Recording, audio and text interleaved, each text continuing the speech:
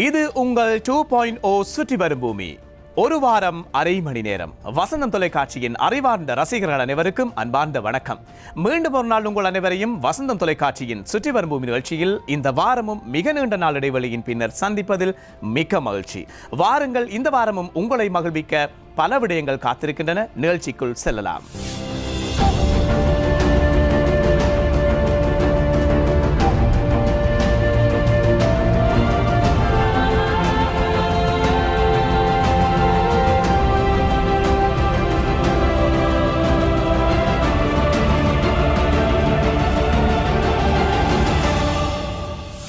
சுற்றி வரும் பூமி நிகழ்ச்சியில் முதலாவது விடயமாக, எமது நாட்டை பொறுத்தவரையில் ஒரு உயிரினம் மிக முக்கியமான ஒரு உயிரினமாக பார்க்கப்படுகிறது. மிக அழகான ஒரு உயிரினம் என்று கூட சொல்லலாம். மிக பெரிய ராட்சசமான ஒரு உயிரினம் என்று கூட சொல்லலாம். அதுதான் எது என்று பார்த்தால் யானைகள். இந்த யானைகள் இப்பொழுது எமது நாட்டிலும் பலதரப்பட்ட விபத்துகளால் கொல்லப்பட்டு கொண்டோ அல்லது உயிரிழந்து கொண்டோ இருக்கிறது என்று சொல்லலாம். இது ஒரு புறம் இருக்க, மனிதர்களுக்கு மட்டும்தான் முதலுதவி தேவையா? ஏன் பிற உயிர்கள் இல்லையா? அப்படிப்பட்ட ஒரு விடயத்தை தான் இப்பொழுது நாங்கள் பார்க்க போகின்றோம். இந்த குட்டி யானைக்கு அவசர உதவி தேவைப்பட்டிருக்கிறது. இந்த மீட்பு பணியாளர்களும் தமது உயிரை பணயம் வைத்து அந்த யானைக்குட்டியை மீட்டிருக்கிறார்கள். அது எங்கே தெரியுமா? இதோ பாருங்கள். காட்டு விலங்குகள் காடுகளில் வசிக்கும் போதும் பல்வேறு ஆபத்துகளுக்கு முகம் கொடுக்கின்றன. ஆபத்துகளில் சிக்கும் போது விலங்குகள் போராடி அதிலிருந்து தம்மை காப்பாற்றிக் கொள்கின்றன. எனினும் இது போன்ற மனிதர்களின் பிரயத்தனங்களின் ஊடாகவும் சில விலங்குகள் உயிர் பிழைக்கும். மலாவி நாட்டின் வசாமாஷ் வனவிலங்கு பூங்காவில் ஒரு குட்டி யானை வலையில் சிக்கி காயமடைந்தது. ஆபத்தை எதிர்கொண்ட யானையை ஹெலிகாப்டரில் வந்த அதிகாரிகள் பாதுகாப்பாக மீட்டனர். முதலில் ஹெலிகாப்டர் பயணத்தினூடாக யானை இருக்கும் இடத்தை அடையாளம் காண்கின்றனர். காயமடைந்த யானையின் அருகே சென்று அதனை காப்பாற்றுவது என்பது இலகுவான விடயமல்ல. யானையை மயக்க நிலைக்கு கொண்டு வர வேண்டும். எனினும் அதற்காக வழங்கப்படும் மருந்தை அளவுக்கு அதிகமாக வழங்குவதும் யானையின் உயிருக்கு ஆபத்தை ஏற்படுத்தும். காயமடைந்த யானையை சுற்றிலும் இருக்கும் யானை கூட்டத்தை அப்புறப்படுத்துவது ஒரு முக்கியமான விடயம். இதனால் ஹெலிகாப்டரை தரையிறக்க முயற்சிப்பதன் ஊடாக யானை கூட்டம் சிதறி ஓடுகிறது. அதன் பின்னர் உதவி தேவைப்படும் யானைக்கு மயக்க மருந்து வழங்க நடவடிக்கை எடுக்கப்படுகிறது. இதனிடையே குட்டி யானையை வளர்ந்த யானைகள் விட்டு செல்வதாக இல்லை. இதனால் அவை உதவியாளர்களின் அருகில் வராமல் இருப்பதற்கான வேலையில் ஹெலிகாப்டர் விமானி ஈடுபடுகின்றார். அவர் வானத்தில் வட்டமிட்ட வண்ணம் இருக்கின்றார். சிக்கியுள்ள வலையில் இருந்த யானையை மீட்பது மற்றும் காயத்துக்கு சிகிச்சை வழங்குவதே மீட்பு பணியாளர்களின் நோக்கமாக உள்ளது. குட்டி யானையின் காலில் பலத்த காயம் ஏற்பட்டுள்ளது. கடினமான வலையின் ஒரு பகுதி காயத்தின் மத்தியில் சிக்கியுள்ளது. அதனையும் அவர்கள் உபகரணம் கொண்டு வெட்டி அகற்றுகின்றனர்.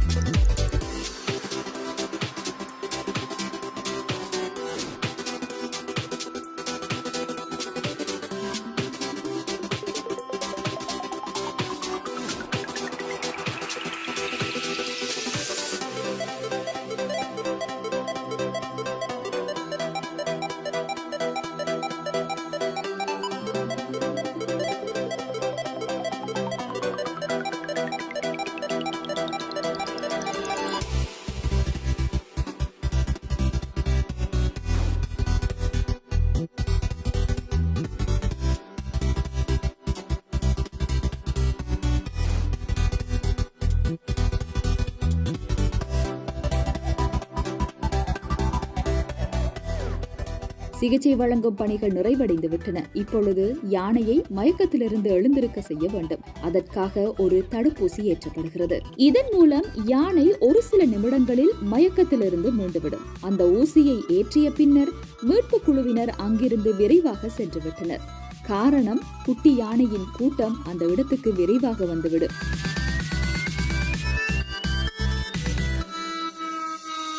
மயக்கத்திலிருந்து எழுந்த குட்டி யானை குணமடைந்து விட்டது. அது தனது கூட்டத்துடன் இணைந்து மீண்டும் காட்டு வழியே செல்ல ஆரம்பித்தது.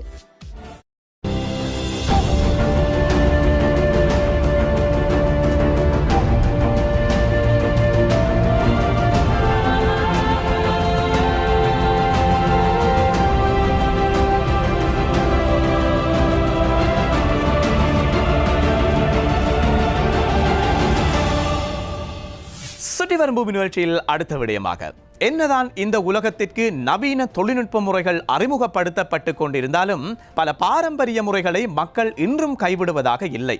அதற்கு சிறந்த உதாரணமாக இவர்கள் திகழ்கிறார்கள். இது சீனாவின் ஜிலின் மாகாணத்திலிருந்து கிட்டத்தட்ட 200 மைல் தொலைவில் இருக்கக்கூடிய ஒரு சுத்தமான நன்னீர் ஏரி. இந்த ஏரியில் மீன் பிடிக்கிறார்கள். அதுவும் பாரம்பரிய முறையை கொண்டு மீன் பிடிக்கிறார்கள். அதுவும் எந்த காலநிலையிலே தெரியுமா? கிட்டத்தட்ட -30 டிகிரி, அதாவது மறை 30 பாகையில் இருக்கக்கூடிய குளிர்நிலையில் தான் இவர்கள் இங்கே மீன் பிடிக்கிறார்கள். ஆனால் இவர்கள் மீன் பிடிக்கும் இந்த முறையை நீங்கள் பார்த்தால் ஆச்சரியப்படுவீர்கள். இப்படியும் ஒரு முறை இந்த உலகத்தில் இன்னமும் இருந்து கொண்டு இருக்கிறதா என்ற சந்தேகம் வரும். ஆனால் சந்தேகமே இல்லை. இந்த காட்சிகளை பாருங்கள். நவீன தொழில்நுட்பங்களின் வருகையால் தொழில் முறைகளில் மாற்றங்கள் ஏற்பட்டுள்ளன. பாரம்பரிய தொழில்முறை சுற்றி வரும் பூமி நிகழ்ச்சியில் அடுத்த விடயமாக, இந்த உலகத்தில் பெறுமதி கூடிய உலோகங்களுள் ஒன்றான தங்கம் சுரங்கங்களிலிருந்து எடுக்கப்படுகிறது. இது எல்லோருக்கும் தெரியும். ஆனால் இன்னும் ஒரு விடயம் என்னவென்றால், இந்த உலகத்தில் கிட்டத்தட்ட 2050ஆம் ஆண்டுகளின் பின்னர் 110 மில்லியன் தொன் இலத்திரனியல் கழிவுகள் சேர்ந்துவிடும் என்று சொல்கிறார்கள். இங்கே இரண்டிற்கும் ஒரு ஒற்றுமை இருக்கிறது. இந்த தங்கத்தை இலத்திரனியல் உபகரணங்களிலிருந்து எடுக்கலாம் என்ற நோக்கத்தில் ஒரு தொழிற்சாலை அமைக்கப்பட்டிருக்கின்றது. அந்த தொழிற்சாலை நியூசிலாந்திலே இருக்கின்றது. ஆம், இந்த தங்கத்தை இந்த இலத்திரனியல் உபகரணங்களிலிருந்து எவ்வாறு பிரித்தெடுக்கிறார்கள் தெரியுமா?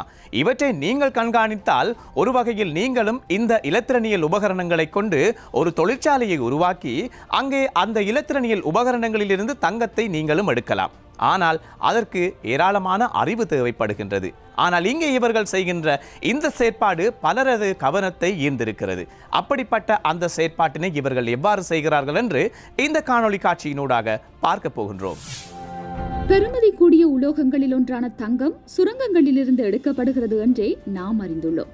ஆனால் லத்திரனியல் கழிவுகளும் தங்கம் எடுக்கும் சுரங்கமாக உள்ளது. லத்திரனியல் என்பது தங்கம் நிறைந்த குவியலாகும். எனினும் அதிலிருந்து தங்கத்தை பிரித்தெடுப்பது இலகுவான விடயமல்ல.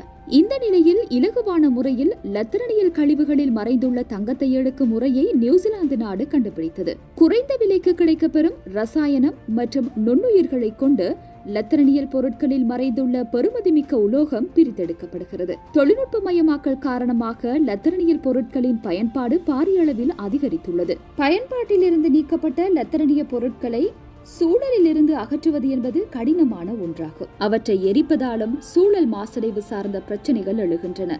லத்திரனியல் சர்க்கியூட் எனப்படும் பாகங்களில் தங்க உலோகம் உள்ளது.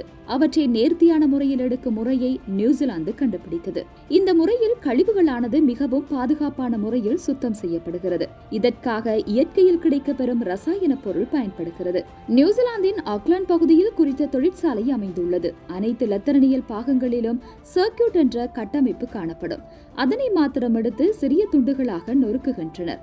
பின்னர் அவை ஒரு குவியலாக நிறைகிறது. உள்நாட்டில் சேரும் லத்திரனியல் கழிவுகளை மாத்திரமே தொழிற்சாலை பொறுப்பேற்கின்றது. சர்க்கியூட் கட்டமைப்பின் சிப்ஸ் என்ற பாகத்தில் தங்க உலோகம் மறைந்துள்ளது. அதை எடுப்பதற்கான முதற்படியாக சர்க்கியூட் பாகங்கள் அரைக்கப்படுகின்றன.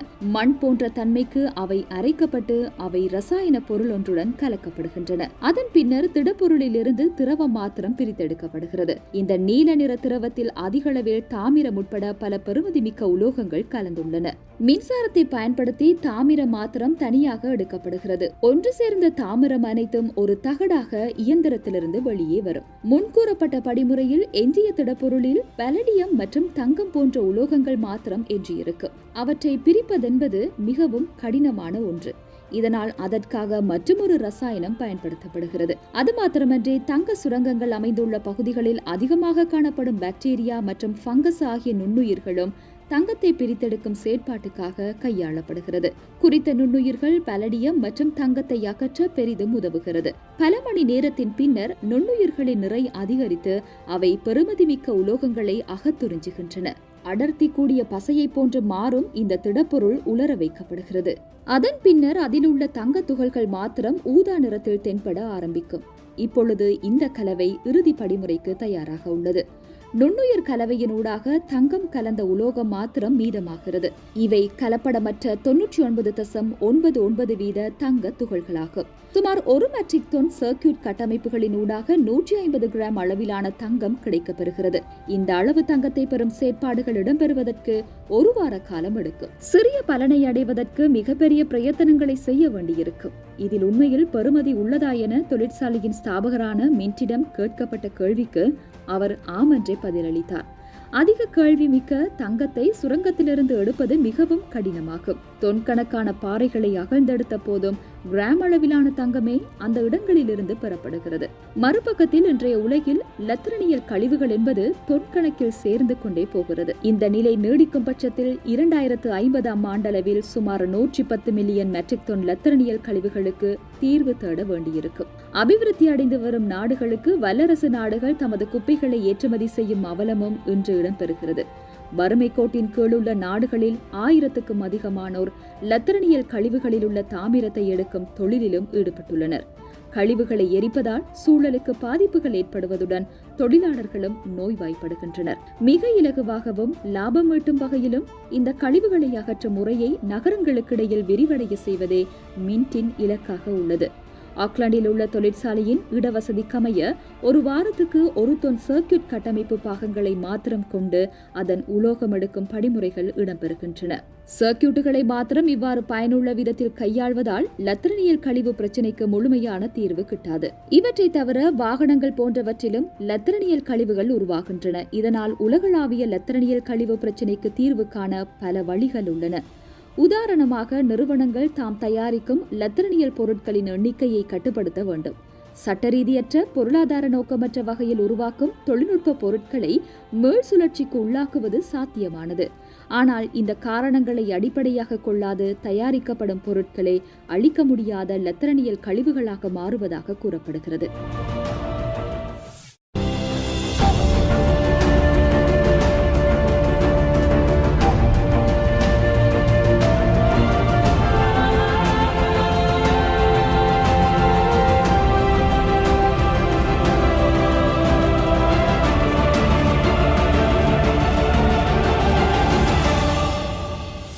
சுற்றி வரும் பூமி நிகழ்ச்சியில் அடுத்த விடயமாக, இப்பொழுது நாங்கள் எல்லோரும் வீடுகளுக்குள் முடங்கி இருக்கின்றோம். தேவையான பொருட்களை தேவைக்கு அதிகமாக சிலர் வாங்கி இருக்கின்றோம். தேவையான பொருட்களை தேவைக்கு கூட இல்லாமல் சிலர் தவித்துக் கொண்டிருக்கின்றோம். இது உலகளாவிய ரீதியில் நடைபெற்றுக் கொண்டிருக்கிறது. இது ஒரு புறம் இருக்க, இந்த உணவு பலருக்கு நிறைவாக கிடைக்கிறது, சிலருக்கு அளவாக கிடைக்கிறது, இன்னும் சிலருக்கு இல்லாமலேயே போய்விடுகிறது. இதற்கு ஒரு முக்கியமான காரணம் இருக்கிறது. இந்த உலகத்தில் ஏராளமான உணவுகள் வீசப்படுகின்றன. ஆம், அதிலும் சிறப்பாக வருடந்தோறும் 1.3 பில்லியன் அளவிலான உணவுகள் கொட்டப்படுகின்றனவாம். அப்படி என்றால் இல்லாதவர்களுக்கு இந்த உணவு எவ்வாறு தான் போய் சேரும்? அது ஒரு புறம் இருக்க, இப்பொழுது விடயத்திற்கு வருவோம். இந்த உணவுகளை கொண்டு, அதாவது வீசப்படுகின்ற இந்த மரக்கறிகள் அல்லது மற்றும் உணவுகளை கொண்டு மின்சாரத்தை தயாரிக்கின்றார்கள் இந்த நகரத்தில் உள்ளவர்கள். ஆம், அது எவ்வாறு நடைபெறுகிறது? இந்த உயிர்வாயுவை மிக அற்புதமான முறையில் தயாரித்து மின்சாரத்தை பெறுகிறார்கள். அப்படியென்றால் இந்த மின்சாரத்தை பெறுவதற்கு தேவையான அளவுக்கு உணவுகள் இருக்கிறதா என்ற கேள்விதான் இப்பொழுது மனதில் எழும். ஆம், இப்பொழுது அப்படிப்பட்ட அந்த மின்சார உற்பத்தி எவ்வாறு நடைபெறுகிறது என்பதை இந்த காணொளி காட்சியினூடாக பார்க்கலாம்.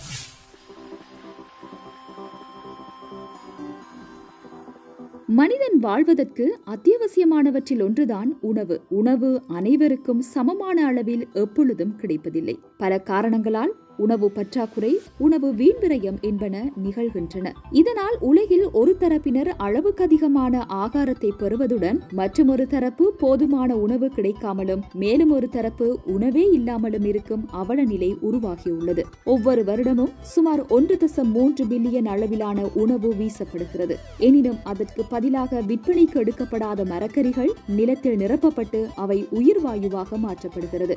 இந்த செயற்பாடு பிரவுன் பேலே என்ற சந்தையில் நிகழ்கின்றது. இது ஒரு சுத்தமான சக்தி வளமாகும். இதனால் கட்டிடங்களுக்கு மின்வலு கிடைக்கும், வீதி விளக்குகள் எரியும், 800க்கும் அதிகமானோருக்கு உணவு சமைக்கும் சமையலறைக்கு தேவையான மின்சக்தியும் கிடைக்கும். பிரவுன் பேலே சந்தையில் நாளாந்தம் சுமார் 10 தொன் உணவு விற்பனையாகுவதில்லை. எனினும் அவை பயனுள்ள வகையில் மாற்றீடு மூலப்பொருளாக பயன்படுத்தப்படுகிறது. விற்பனைக்கு எடுக்கப்படாத உணவுகளை கொண்டு மின்சாரம் உற்பத்தி செய்யப்படுகிறது. உணவுகளை கொண்டு உயிர்வாயு உற்பத்தி இடம்பெறுகிறது. இது ஏராளமாகவும் குறைந்த தொழில்நுட்பத்தை கொண்டதாகவும் உள்ளது. ஏனைய எரிவாயுக்களை விடவும் மிக சுத்தமான எரிசக்தியாக இது இருப்பதாக நிபுணர்கள் கூறுகின்றனர். இந்தியாவின் ஹைதராபாத் மாநிலத்தில் இந்த சந்தை அமைந்துள்ளது. மின்சாரத்தை உற்பத்தி செய்யும் வகையில் மரக்கரிகள் குறித்து இடம்பெறும் முதல் படிமுறையானது விற்பனைக்கு எடுக்கப்படாது ஒதுக்கப்படும் மரக்கரிகள் பல பாகங்களாக வெட்டப்படுகின்றன. அவை இயந்திரத்தின் ஊடாக மேலும் சிறிய துகள்களாக மாற்றப்படுகின்றன. நாளொன்றில் இவ்வாறு அரைக்கப்படும் மரக்கரிகளின் எண்ணிக்கையானது 150 இந்தியர்கள் வருடம் முழுவதும் எடுக்கும் உணவின் அளவுக்கு சமமாகும். அரைக்கப்பட்ட மரக்கரிகள் திரவ நிலைக்கு வருகின்றன. நிலத்தின் கீழ் அமைக்கப்பட்ட தாங்கிகளில் நிறையும் மரக்கரி திரவம் குழாய் கொண்டு உயிர்வாயு தயாரிக்கும் 2 மிகப்பெரிய தாங்கிகளில் நிரப்பப்படுகின்றன. மரக்கரி கழிவுகளில் காணப்படும் மெத்தேன் மற்றும் கார்பன் டை ஆக்சைடு போன்றவற்றை வெளியேற்றுவது அவசியமாகும். இந்த பூமியில் உள்ள எந்த ஒரு இயற்கை பொருட்களிலும் வாயுக்கள் காணப்படுகின்றன. உலகில் பாரிய அளவில் உணவுகள் வீண்விரயமாக்கப்படுகின்றன. இதனால் அதிகளவில் வழியில் மெத்தேன் வாயு வெளியேற்றத்துக்கு மனிதனும் காரணமாகின்றான். எரிவாயு எரிப்பு மற்றும் விவசாய உற்பத்தி எரிப்பினால் உருவாகும் உயிர்வாயு என்பவை மின்சாரத்தை உற்பத்தி செய்ய பயன்படுகிறது. பிரவுன் பலேயில் உள்ள வாயு ஆலையில் உயிர்வாயு மிகப்பெரிய பலூன் போன்றதாக 4 பைகளில் களஞ்சியப்படுத்தப்படுகிறது. அங்குள்ள உணவகத்தில் சமையலுக்கு தேவையான எரிசக்தி குறித்த வாயுவை கொண்டு பூர்த்தி செய்யப்படுகிறது. இதை கொண்டு சுமார் 800 பேருக்கான உணவு நாளாந்தம் இந்த உணவகத்தில் தயாரிக்கப்படுகின்றது. இந்த மரக்கரிகளின் திரவமானது மற்றொரு பக்கத்தில் பெறுமதி வாய்ந்த சக்தி வளமாக பயன்படுத்தப்படுகிறது. அதாவது உள்ளூர் விவசாயிகள் தமது செய்கைகளுக்கான உரமாக மரக்கரிகள் கொண்டு உருவான இந்த திரவத்தை பயன்படுத்துகின்றனர். குறித்த உரத்தில் உற்பத்தியாகும் இயற்கை மரக்கரிகளால் விவசாயிகளும் நன்மை அடைகின்றனர். ரசாயன உர கலவையற்ற மரக்கரிகளை கொள்வனவு செய்வதற்கே மக்களும் இன்று விரும்புகின்றனர். மரக்கரிகள் கொண்டு உயிர்வாயு தயாரிக்கும் திட்டத்தின் விஞ்ஞானியான ராவோ இதுபோன்று மேலும் பல உயிர்வாயு ஆலைகளை நகரில் உருவாக்கும் முயற்சியில் ஈடுபட்டுள்ளார். உயிர்வாயுவின் ஊடாக எந்த ஒரு இயற்கை உற்பத்தியையும் உருவாக்க முடியும். இதனால் ரசாயன வாயுக்கள் வழியில் சேர்வதும் குறைவாகவே இருக்கும். அப்படியானால் ஏன் இந்த முறையை கையாள்வதற்கு அனைவரும் முன்வருவதில்லை? காரணம், பெரும்பாலான நாடுகள் மசகு எண்ணெய், டீசல் போன்ற புதைப்படிவ எரிசக்தி உற்பத்தியை குறைந்த செலவில் இன்றும் மேற்கொள்கின்றன. வடக்கு அமெரிக்காவில் உயிர்வாயுவின் விலையானது இயற்கை வாயுக்களின் விலையை விடவும் 5 மடங்கு விலை கூடியது. உயிர்வாயு ஆலைகளின் உருவாக்கம் தொடர்பில் ஆசிய நாடுகளின் அரசாங்கங்கள் இன்று கவனம் செலுத்த ஆரம்பித்துள்ளன. இந்த திட்டம் வெற்றிகரமானது என நம்பும் பட்சத்தில் அதனை விரிவுபடுத்துவதற்கான சந்தர்ப்பங்களும் ஒத்துழைப்புகளும் உருவாகும் என்பது இந்திய நிபுணர்களின் கருத்தாகும். உலகின் மிகப்பெரிய உயிர்வாயு ஆலையானது அண்மையில் டென்மார்க் நாட்டில் அமைக்கப்பட்டது. அது மாத்திரமன்றி புதிய வசதிகளுடன் இதுபோன்ற ஆலைகள் ஐரோப்பா மற்றும் ஆப்பிரிக்காவிலும் அமைக்கப்பட்டு வருகின்றன. உண்மையில் உயிர்வாயு என்பது இயற்கை வாயுவுக்கு மாற்றீடாக ஒருபோதும் அமைவதில்லை. எனினும் இயற்கை வாயுக்களால் பெற முடியாத நன்மையை உயிர்வாயு மக்களுக்கு பெற்றுக் கொடுக்கிறது. நிலத்தில் நிரம்பும் கழிவுகளை குறைப்பதற்கு இது உதவுகிறது. உயிர்வாயு தயாரிக்கும் திட்டத்தின் வெற்றியானது ஏனையவர்களையும் கவரும் என்பது இந்திய நிபுணர்களின் நம்பிக்கையாகும்.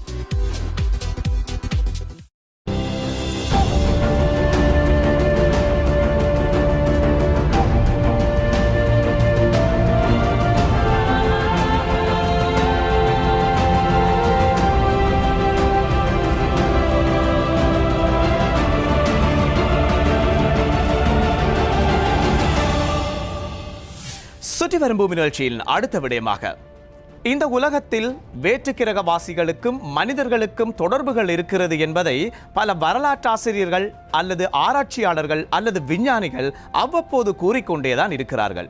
இதற்கு பல காரணங்களும் இருந்து கொண்டே இருக்கிறது. அவற்றையும் அவர்கள் ஆராய்ந்து அறிக்கையாகவும் தந்திருக்கிறார்கள். ஆம், இந்த வேற்றுக்கிரகவாசிகளுக்கும் மனிதர்களுக்கும் உள்ள தொடர்பில் ஏன் பண்டைய காலத்தில் இருந்தவர்கள் மட்டுமே தொடர்பில் இருக்கிறார்கள் என்பதுதான் மிகப்பெரிய கேள்விக்குறியாக இருக்கிறது.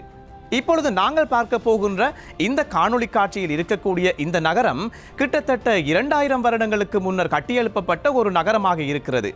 இங்கே வாழ்ந்த மன்னர் இந்த நகரத்தை மகிமை நிறைந்த ஒரு நகரமாக பார்த்திருக்கிறார். அதற்கு இங்கே கடவுள்கள் இருப்பதாகவும் அந்த மக்களுக்கு கூறியிருக்கிறார். அப்படியென்றால் வரலாற்றாசிரியர்களின் இந்த ஆராய்ச்சியின் முடிவாக வேற்றுக்கிரகவாசிகள் இவர்களுடன் தொடர்பில் இருந்திருக்கிறார்கள் என்பதை உறுதிப்படுத்துவதற்காக இன்னும் பல ஆதாரங்களையும் தேடிக்கொண்டிருக்கிறார்கள்.